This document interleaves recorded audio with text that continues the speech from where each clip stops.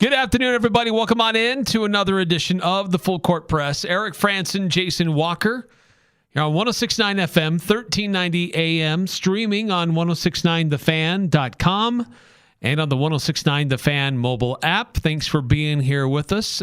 Busy weekend this last week, and proving to be a pretty busy Monday with a couple of different news items breaking today. And we'll get through some of those. We got players in the portal, players not in the portal, and players coming out of the portal. We got some potential news with the Pac-12. Certainly the conclusion of the NBA regular season. The long nightmare for the Utah Jazz is over. But is it worth it? That we still don't know. We still have to wait about a month before we know that answer. But the NBA season is done, and now the playoff pairings are set. So we'll take a look at a lot of that. And just more craziness with a lot of different things going on in sports. And how did we do on trying to predict what would happen this past weekend? And as always, if you want to chime in on any of these topics, we always invite you to chime in on the text us on the Young Power Sports of Logan text line 435-339-0321. And let us know what's on your mind. But Jason, we do have some breaking news today regarding the portal as it affects Utah State men's basketball. Yeah, two bits of news. One coming out earlier in the day, and that was Karson Templin, or what was it yesterday? I suddenly can't remember. But Karson Templin confirming that he is staying in Logan. He's going to be here another season with Utah State. He'll have his year 3 with the Aggies. So definitely look forward to any potential jumps he could make. We saw a big jump from him year 1 to year 2, where he went from a guy who struggled with the speed of the game, struggled to find his spots. You could see the athleticism and the ability to play hard and fast, but needed to adjust to that. Year 2, he was all over it for the most part. Not flawless, but endeared himself to Aggie fans with how hard he played and how hard he worked. And as he gets more experience, he's only going to get better from there. But of course, the bigger news of the afternoon is that the Aggies finally have somebody committed to them out of the transfer portal. They got Mason Falslev staying. That was massive. Karson Templin confirming that he's staying. That's obviously really important. But filling in some of the roster spots, that's the thing that Aggie fans have been waiting for. The portal's been open for a couple of weeks now. A lot of Mountain West teams are up to 2, 3, even 4 added players from the transfer portal. Where are the Aggies getting their guys? Well, they have one in the form of Gary Clark, a 6'8" forward out of Texas A&M Corpus Christi, which is the longest possible name for me to have to type repeatedly. Especially when I'm writing down notes and things like that. At least they shortened A&M. Yeah, that's true. If you had to do its full name, then I think you'd be even more grumpy. Yeah, it wouldn't fit in anywhere. Yeah. But yeah, it's the first edition from the Aggies in the transfer portal. So that gives them 6 total newcomers. They have 5 incoming transfers and takes them freshmen. Freshmen, excuse me. 5 incoming freshmen. And then they got 2 more roster spots to fill. But Gary Clark, the first, and seemingly just based on first impressions, I spent the last hour trying to watch film. I picked probably the wrong game because it was, I picked when Gary Clark's team played New Mexico because I thought, oh, perfect, a Mountain West team. There were like 70 free throws in that game. I'm not exaggerating. New Mexico, I think, took 39, and Texas A&M took 35. So that was a bad game to watch because I didn't actually get to see the players Not a lot play. of flow and that kind of thing. No, definitely not. So I'm going to have to get a little bit more from other games I'll have a chance to watch. I saw some highlights. That was the first one where I sat down and watched film. But seemingly, like we heard you, Jared Calhoun, talk about adding post scoring, adding some size. And we're getting a little bit of that with Gary Clark. He's not a big player. He's listed 6'8", 210 pounds. Might be a little undersold on that weight. I think he probably plays closer to 220, 225. Just watching him, trying to observe body type and then the way he moves and the power he's able to play with. So they might be underselling his weight a little bit. But he is probably around 6'8", 6'9". So he's not a super big or super tall player. But I think a big key is that he does bring rebounding. This is a guy who's averaged basically 8 rebounds a game over his last 2 seasons. Then he adds post scoring. He's a good post scorer. He's a guy that can get it done around the rim and in the post. And he can stretch the floor a little bit. So it's an interesting ad. It's interesting to see if that's what they're going to do with the front court. Or if they're going to add another front court player, maybe a more true center. Or are they just going to add a wing and a guard? Or are they going to say that's it? Because you got a guy who can get scoring. If you get Karson and Isaac developed, they could add a little bit more physicality. You don't have a ton of height, but you can have big physical presence in there, and they've added some post scoring. So it'll be kind of interesting to see where they go from here, but at the very least, they've added a quality player. Yeah, that's actually before I share any more thoughts on that, let's get to the Young Power Sports of Logan text line 2444. News of the afternoon, let's talk about Gary Clark. I like the addition. I've watched a fair amount of his highlights. He looks like a versatile big that could really thrive in Calhoun's system. His biggest strength seems to be finishing around the basket with a good combination of crafty moves and other plays where he simply overpowered the defender. He seems capable of shooting the three, though I wouldn't expect much volume shooting from him. The main thing I'm interested to see is how he slots in for playing time alongside guys like Templin and Davis with all of their size and playing styles being fairly similar. However it shakes out, it'll be good to have more depth along the front line. So the interesting thing when, I look at Gary Clark, and I mentioned this on social media where it's like, how does he fit in position-wise? So I think his true position is more of a power forward, especially given that he has a lot of aspects of a modern power forward. He can put the ball on the deck and drive a little bit. He's got a three-point shot.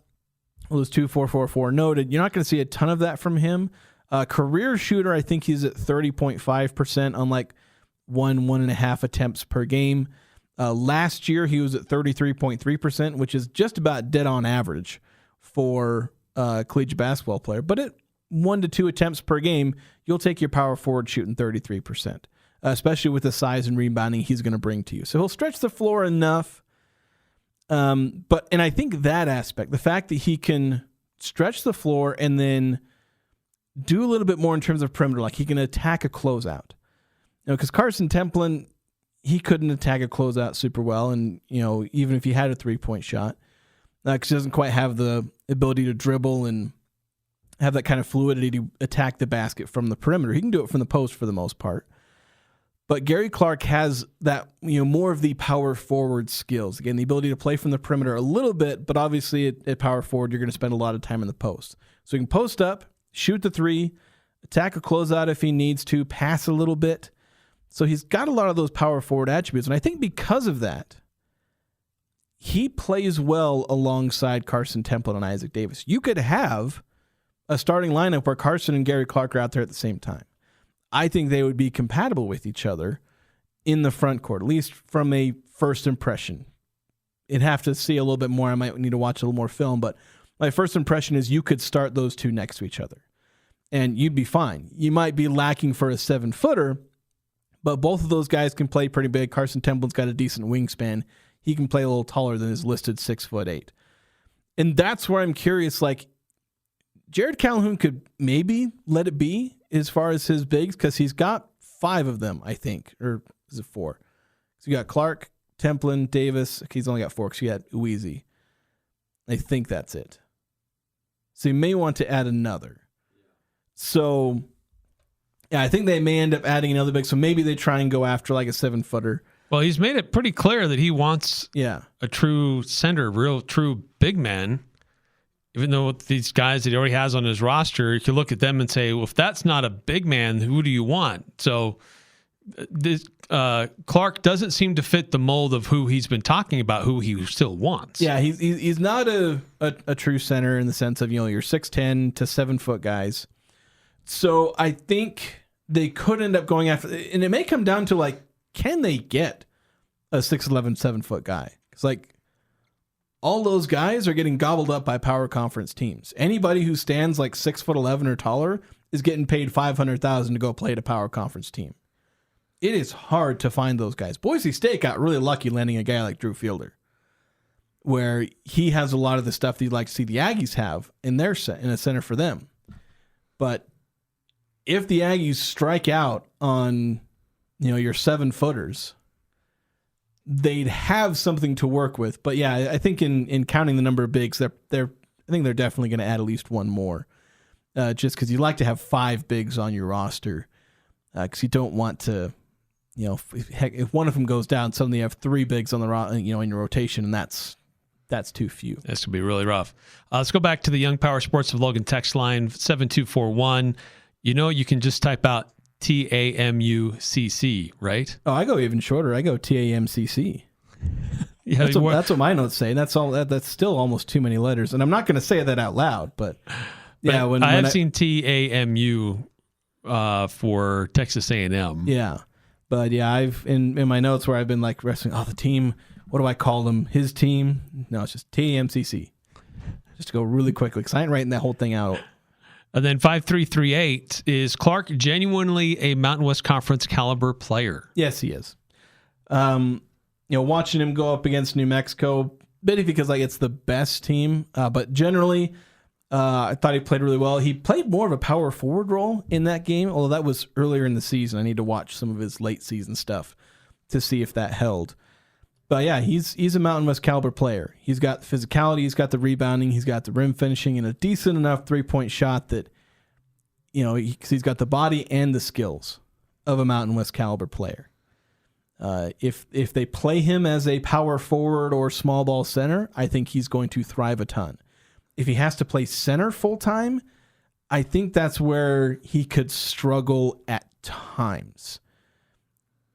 Mainly in the way the Aggies struggled at times. Like if they ran into the wrong opponent, they got into trouble in the paint because they'd struggle to defend. And Clark would have those same limitations. Although at the same time, the Aggies sometimes with these 6'8" centers, they were able to run circles around some teams and still be able to dominate the paint with the physical bigs they have, even if they were undersized. So I think Clark would do perfectly fine, if not great, against Mountain West teams. But you do worry a little bit if you're going up against a guy like Drew Fielder with Boise State, what they got, Magoon Guath, San Diego State. Those are guys that Clark is not going to defend. Nelly Jr. Joseph. Yeah, Nelly, well, he's gone. So yes, but a type like that. Yeah, someone like that. But yeah, there's at least 2 really good centers that the Aggies are going to face. And right now on their roster, they don't really have a good response to either of them. So that's where you wonder, are they going to end up finding another center where Clark can be his best self, where he's a power forward most of the time, small ball center when the situation dictates, because that's where he can offer the most versatility for this team. Yeah, started his career at Tarleton State, spent 2 seasons at Texas A&M Corpus Christi. He was named the first team All-Southland Conference. This year averaged about 15 points a game, almost 8 rebounds a game, and a little over an assist per game. Yeah, like 1 assist and 1.1 steals. Or he was 0.9 steals. Not much of a rim protector, but he did get like half a block a game. So yeah, you like what he brings as a forward in small ball center, and he's a great addition to the Aggies. One of what's looking like it's going to be 3 additions, most likely, because we're getting close to the end of the portal. The portal still window. A week and a half. Yeah, we got until the 22nd, I believe. So we'll see if there are any late additions to the portal. But yeah, the Aggies making at least 1 addition, and I'd say a very good addition, because I think one of the things Utah State I think really need to do, because they focused on, Calhoun talked about we need a center, or a lot of the targets that they've been making, they need a wing, a 6'5", 6'6" wing. Someone who's an actual power forward is a fantastic addition, because people are talking about having Karson Templin move to power forward. I don't know if he really has the skill set or has developed the skill set yet to be a true power forward. and Isaac Davis certainly isn't there yet. And so like your options are Karson or Isaac, who are kind of out of place as a modern power forward, or a guy like Tucker Anderson, who's about 15 pounds too light and not quite the play style of a modern power forward. He's not a physical, get in the paint, rebounder type guy. He's a shooter. He's a wing. So the Aggies basically didn't have a power forward on the roster. They just kind of made do. And mind you, power forward is one of the hardest positions to find, like true power forward, true modern power forward. It's tough to find those in college basketball. But the Aggies now have a guy who can fill that role. So you can have a lineup where you got 2 rebounders on the court at minimum. You know, guys who can go in there physically, go get a rebound, get an offensive rebound, defensive rebound, box out, go hit somebody. But you're not sacrificing 3-point shooting, at least too much 3-point shooting, or, you know, perimeter skill. Because you're still going to have about as much as you'll want as far as, you know, having 4 guys who can spread the floor, shoot the 3, move the ball around, move with the ball in their hand or with it, or off the ball. And so that's one of the biggest things that I think Gary Clark can add is that ability to offer that modern power forward type skill. Yeah, but I do like the growth and development that we have been noting from and observing from Karson Templin. I think Isaac Davis does have a lot of upside. I think we started to see a little bit more of him late in the season.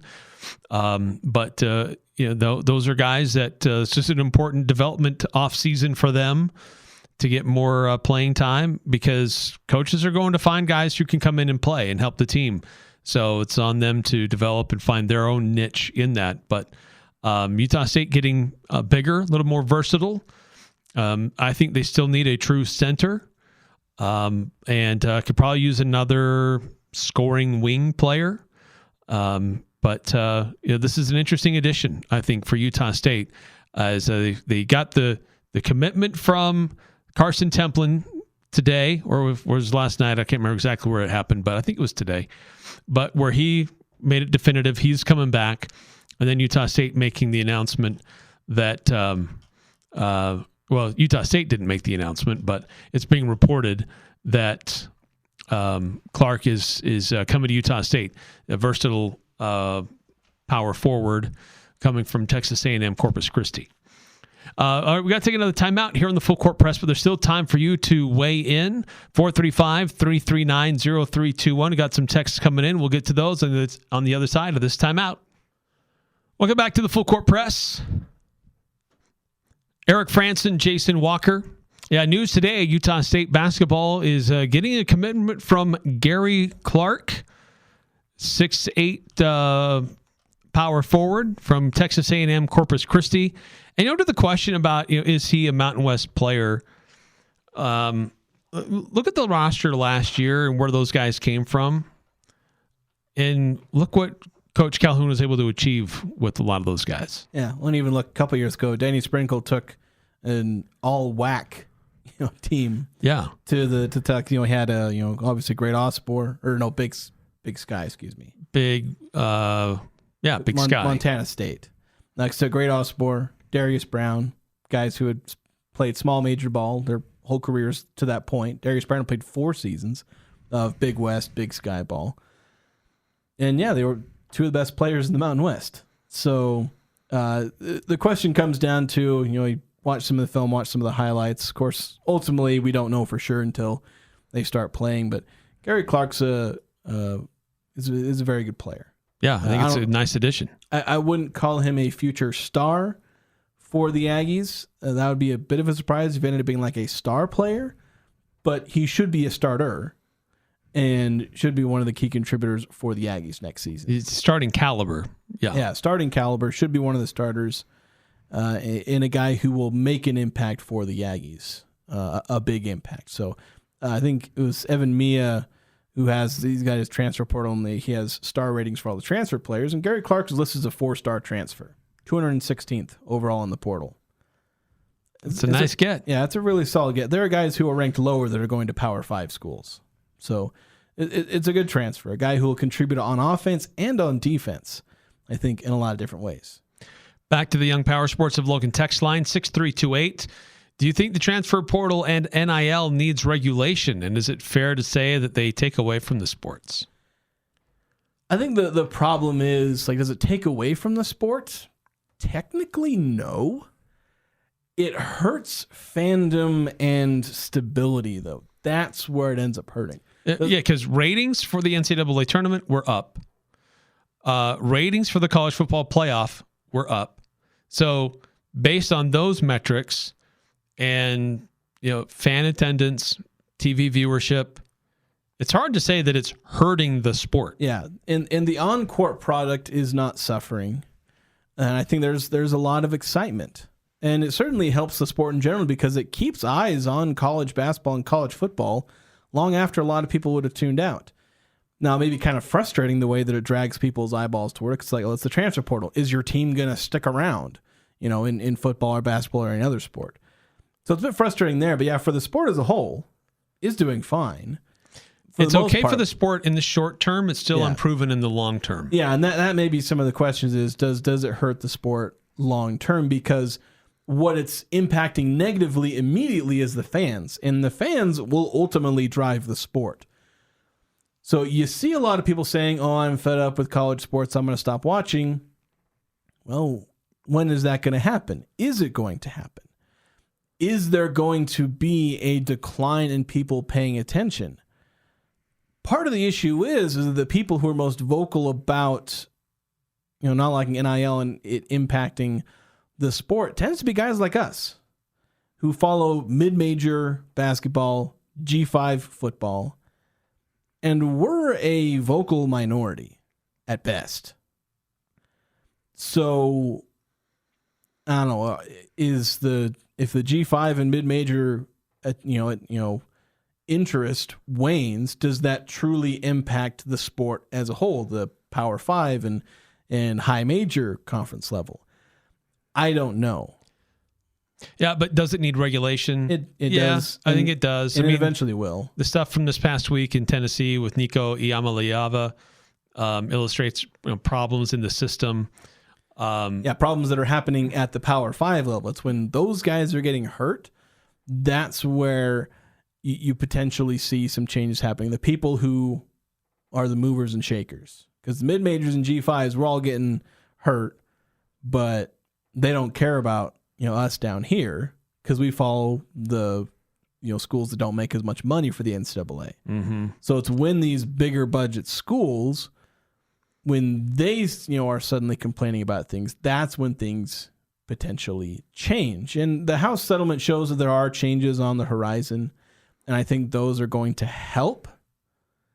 And I think I'm going to wait and see just how much the House settlement ends up changing things.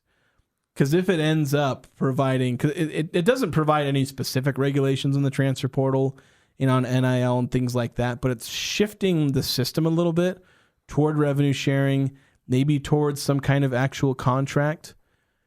If it functionally ends up, providing contracts and more long-term, not a yearly free agency. If you can get rid of that yearly free agency where the 2,000 players hit the portal every year, if you can do that without some kind of specific, penalty, like make them sit out. If or you can, double free agency for football. Yeah.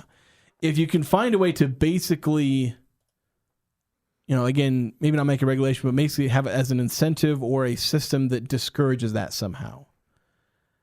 Where it's just better for the player to not necessarily enter the portal every single year. If you can find a way to do that naturally, that'd kind of be the ideal. And I hope the House settlement will do that, but I don't know if it will. 6328, just clarifying traditions. It hurts traditions and communities, I think. It does. The whole conference realignment in NIL, it makes it more challenging to get behind a particular player and watch them grow and become like an historic figure with your program. Yeah. But that doesn't prevent you from having good programs from year to year. Utah State is Exhibit A. It's gone through different coaches and different players, and the roster is completely different year to year. But it's still a team that competes for the Mountain West Conference title. It's a team that goes to the NCAA tournament, and it's still a team that fills the local arena. So, yeah, player legacies at schools are becoming less and less prominent. I mean, Tyson Dagenhart, 4 years at Boise, like how many more 4-year, all Mountain West basically every year kind of guys are you going to have? Yeah, that's true. That will be rare. So I don't know that it hurts traditions necessarily, because if you like your team, you're going to come support the team. You're going to come out to the game. You're going to go to the homecoming parade. It just may be, you just may not be able to fully identify with the players on the float as they go by. Yeah, the teams and the traditions, the jerseys, the fans, the arena, those traditions all stay the same. But yeah, instead of groups of players, basically each individual season and the players on that roster. Then next season, it's a different group of guys. Yeah. And you get guys basically for 1 or 2 years at a time. You'd hope that for some consistency, for some level of at least a few guys sticking around. And we're seeing that. Karson Templin now here for a few years, Mason Falslev now here for a few years. And that helps. That provides a foundation that the fan base can build on and get behind as other pieces are come in and come and go, really. Another text here from 2444. Of the players that have been reported to be in contact with USU since the transfer portal opened, are there even any centers remaining that haven't committed to other schools? Haven't checked for any updates. I had my full list of players on some spreadsheet, but there aren't really a whole lot of centers that the Aggies have been publicly tied to. Hardly any at all. Like, I think they might have been tied to Drew Fielder. Carter Welling was one. Carter Welling obviously went to Clemson. So there weren't a whole lot of them to begin with. Most of the guys they've been publicly tied to have been wings and point guards and a couple of power forward types, like Gary Clark. So if they're going after a center, they're doing it under the radar for the most part. I know there have been some reported that end up committing elsewhere, but there's not been too many actual true centers they've been tied to at all. And the ones I'm aware of have all committed elsewhere. So they're going to if they're going after a true center, then I'm currently not aware of who that is. Speaking of transfer news, Utah State did make it official for Aaliyah Gayles for Utah State women's basketball. They did post that on the social media about the time we started our show. Oh, really? So that has become official for Utah State, making her signing official. The 5'9" guard from USC, who was highly touted coming out of high school, but had to overcome a lot of challenges after being shot multiple times.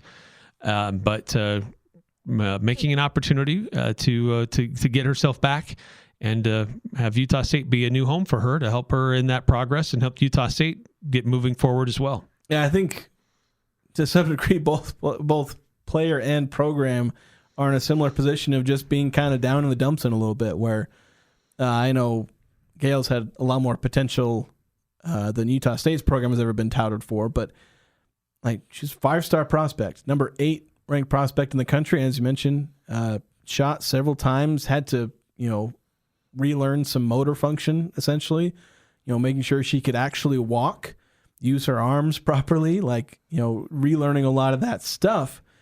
And she came back. She's played basketball, 2 relatively unproductive years with USC, and that's a big part of why she's transferring is she wants to turn over a new leaf.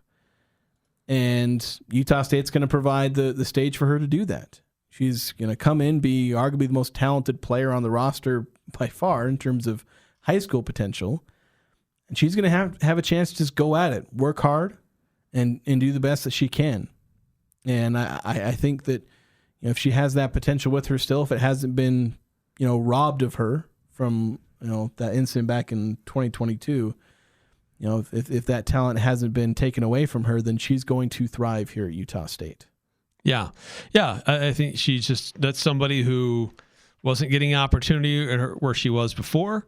And there is an opportunity for her to get on the court and see what she can do here at Utah State. So that was made official earlier this afternoon. So 435-339-0321. Any other in Mountain West that you've noted transfers coming or going in the conference? I believe there were a few. Von Weems committed. He's from community college in northern Idaho, I think, or in Idaho. I forget the exact name of the college. He committed to Nevada. He was a guy who averaged like 27 points per game last year for North Idaho College. 26.7 points per game, 8 rebounds, 6'5" wing. Could be, Nevada. They added a big time scorer last year. I suddenly forgot Kobe Sanders. I always kept thinking Kobe Sanders was a JUCO guy, but he wasn't. It was just a low major basketball guy. But Von Weems. They add Elijah Price with him. Yeah, so officially, a couple of decent prospects there. New Mexico slowly adding more and more guys. They added a guy out of junior college, Antonio Chol. I'm not 100% sure how to say his name. 6'9" forward, pretty solid size. He's he averaged 19.5 points, 7.5 rebounds for Garden City Community College, as I noted. UNLV has added a few players. Guy out of Arizona, 6'11", Emmanuel Stephen. They've got Al Green out of Louisiana Tech. And then Draw Gibbs Lawhorn. Those Green and Lawhorn being a couple of guards. Middling level prospects, they should be good additions for UNLV, but we'll have to see exactly how they do. Most of the others haven't done anything. I think San Jose State still hasn't added any players, neither has Fresno State, at least that I've seen. But everyone other than those two, San Jose and Fresno, has added at least one player in the transfer portal at this point. Fresno has a whole roster to. I know they need to get revamp. They need to get going. But that makes me. That's why I keep going back. Like, are we sure they haven't added somebody? Like, am I missing something? I have kind of one main resource that I go to, and I know sometimes it isn't up to date. So sometimes I try and go to Twitter and see if there's any more specific updates, and it's like I've still not seen anything for Fresno. So I think there's some good transfer classes coming in for Mountain West teams. I think New Mexico's is pretty interesting. Nevada is nice. They have some more spots to fill. They lost a lot of guys to both graduation and the portal, but I like both the guys they've added. Provided Elijah Price is able to hone his efficiency. Colorado State's kind of interesting because they've added some pretty solid guys. They've got 4 transfers so far. And then San Diego State, I like the duo. They added Jeremiah Oden and Sean Newman. So some decent transfer classes coming together, but a lot of work to do for a lot of teams. So we're far from done there. Yeah, this is... And again, the portal closes on April 22nd, but players can still be committed after that. It's just the deadline to put your name in the portal.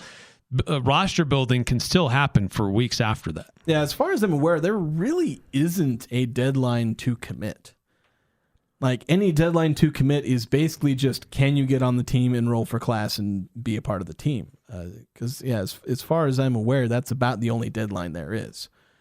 From anything I've seen, it's just the portal closes, you can't put your name in after the portal closes, and then just commit somewhere. And if you don't go anywhere, then guess you're not playing ball, which unfortunately that does happen to a lot of players. They enter the portal and they don't get found. They don't find a new landing spot.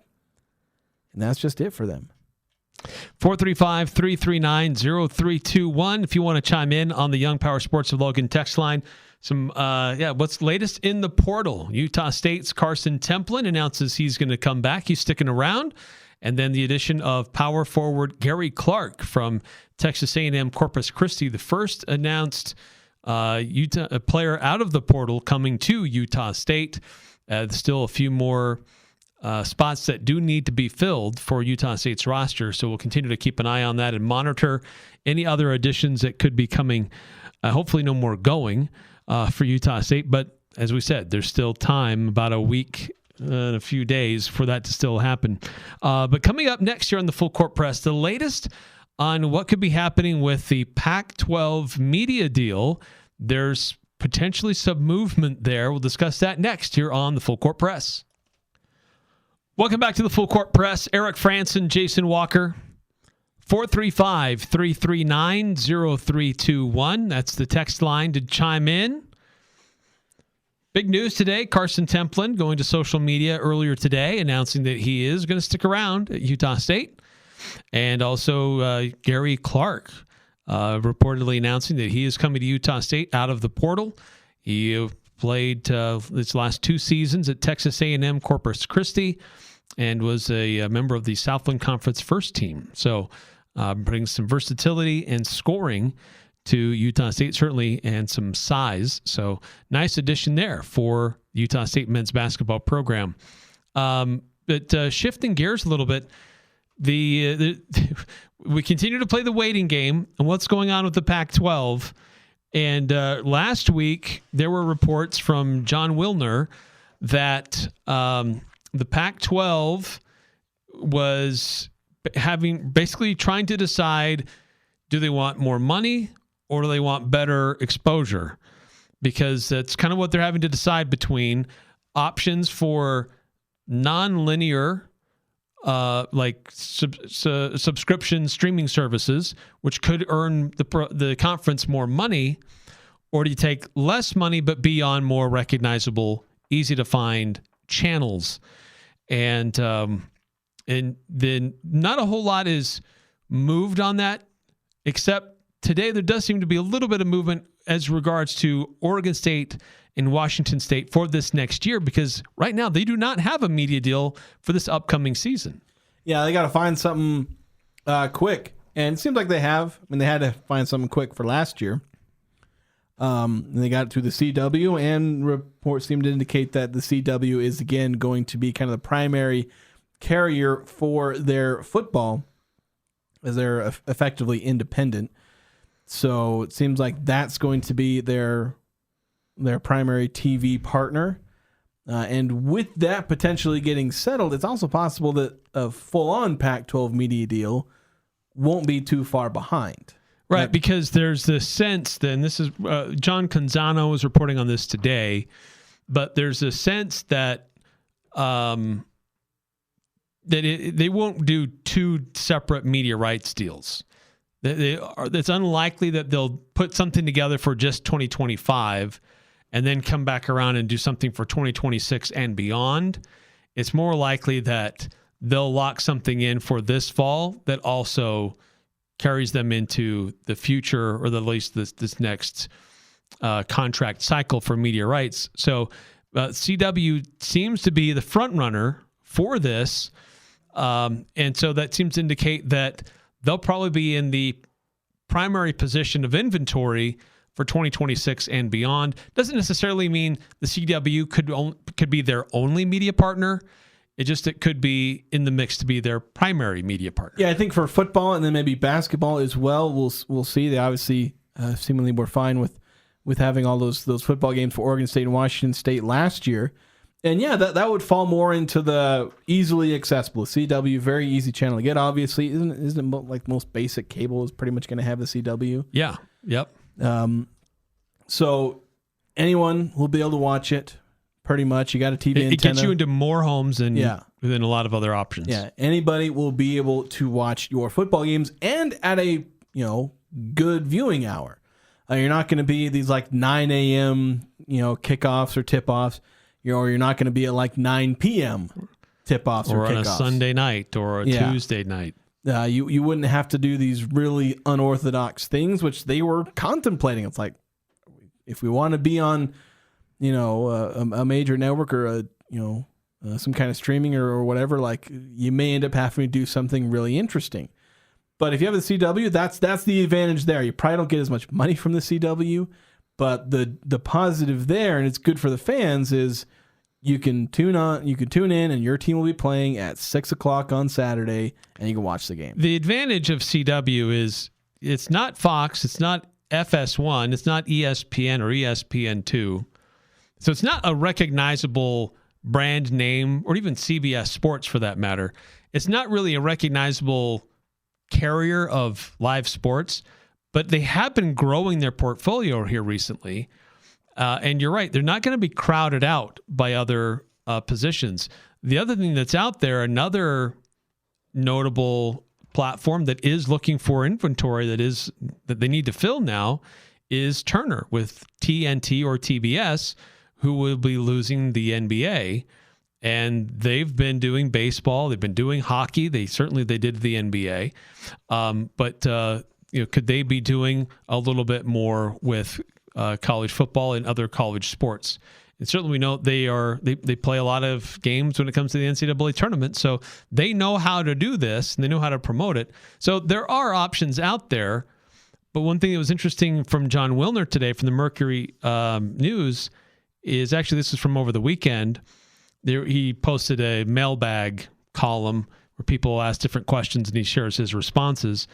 And he says the hotline anticipates, because he calls it the Wilner hotline, the hotline anticipates a resolution in the second half of April or early May as far as the media. We're just pushing this back by 2 weeks. So like every 2 weeks, push it back by another 2 weeks. Yeah, goalposts keep moving. So getting the media deal isn't as time sensitive. Certainly for this season for Oregon State and Washington State it is. But for 2026, it's not that critical. He details there were others that got their deal done 10 months before I think it was the ACC. But the biggest matter is, what is that figure?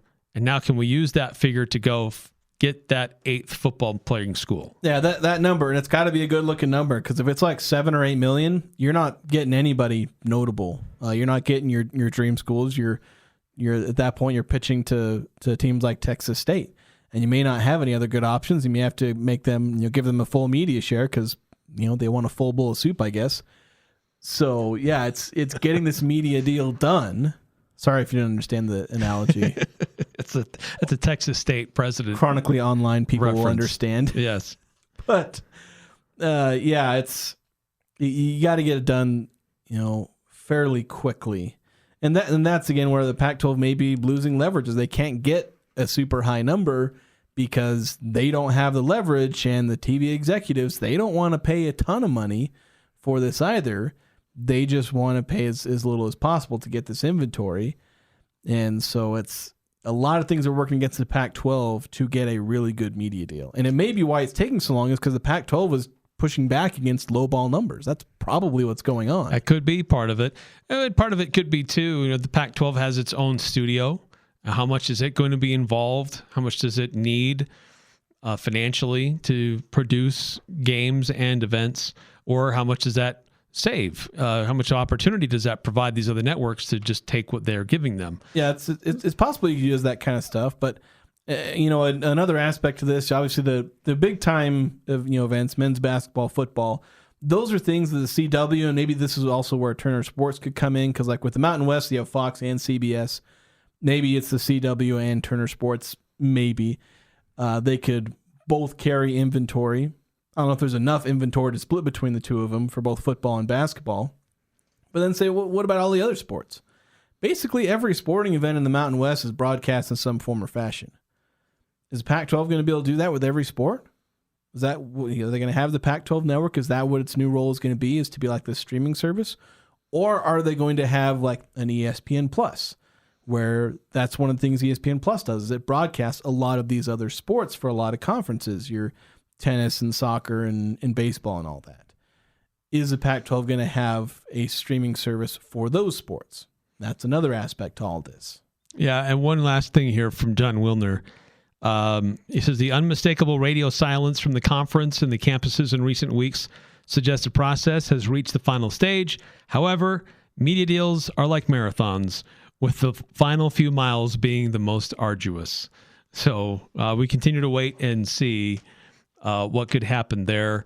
And in the valuation, too, could be, is it 8 or 9 full share members? Is Texas State come in as a quarter share or half share? Can they still get them in without promising them a full share, just to get them to their base level, and then they can grow from there and get some those media deals in? So there's still a lot at play here, but the clock keeps ticking and the calendar keeps turning days, where we thought it was going to be end of March. Then we thought, it should be around the Final Four. And we've sailed past both of those dates. And now we're hearing could be even till early May, which makes me more and more nervous. Yeah. So we've got to take another time out here in the Full Court Press. Still time for you to weigh in. 435-339-0321. Spring is here, and it's time to get your machines moving. They've got everything you need at Napa Auto Parts. All the oil brands, they're available, and get great deals on things like spark plugs and filters as well. If you want it ready when you come in, buy it online and pick it up in store at napaonline.com. Locally owned, Preston of Providence, Napa Auto Parts. So on Thursdays, we have a fun little game we call Pick Six. We try to predict what will happen over the weekend. I have 3 lines. Jason takes 3. We have a tiebreaker just in case. And on Mondays, we try to recap that and see how well we did. All right, so let's get into it. I know I'm on quite the win streak, Eric. As you are prone to remind me often, even when we're not on the air. Yeah, Eric, I have a winning streak. I don't know if you knew that or not. So let's go in. Let's start with my lines. We got Utah State softball wins against Fresno State in a 3-game series. I set the line at 1.5. You took the over. I took the under. Well, Utah State went 1-2 in that series. Some interesting games, but ultimately only getting one of those wins. So I get that one. Next, RSL saves against Nashville in their game. I set the line at 6.5. You took the under. I took the over. RSL lost that game 2-1. They came close to that save number, but they only had 5. So we're tied 1-1. Oklahoma City by 17.5 over the Jazz on Friday. I took OKC to cover that. You took the Jazz, and, well, the Thunder doubled that line. They destroyed them. They won by 34, despite missing several key players. Yes. So I'm up 2-1, Eric, going into your lines. Who will win the Masters, an American or an international player? I took American. You took international. Rory McIlroy is Northern Irish. That was a fun finish. Yeah, it was pretty good. So we're tied 2-2. Now we go into combined assists for Clayton Keller, Nick Schmaltz, and Logan Cooley in their game against Dallas. This is a game the hockey club won. And Clayton Cooley, he had 2 assists. That's it. He set the line at 2.5, so only 2 assists for those. And you took the under, and I took the over.